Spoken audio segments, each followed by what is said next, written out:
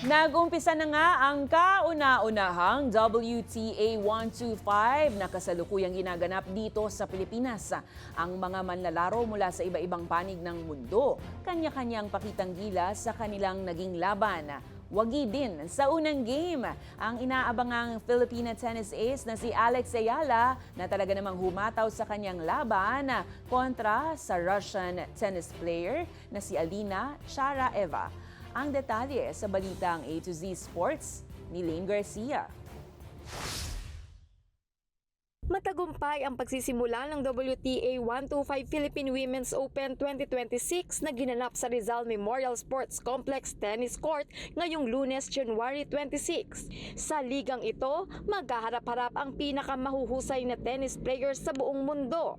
Isa sa inabangan sa torneo ang tinaguriang tennis ace ng Pilipinas na si Alex Ayala. Ito rin ang kauna-unahang WTA tournament ni Alex kasabay ng pagsasagawa ng first ever Women's Open sa Pilipinas.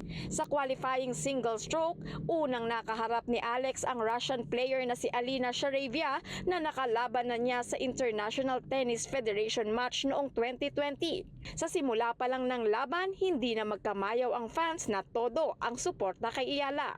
Bukod kay Alex, inaabangan rin ang ibang Filipina players na sina Tenny Madis, Kayan Emana at Elsie Abarquez. Para sa balitang A to Z Sports, Lane Garcia.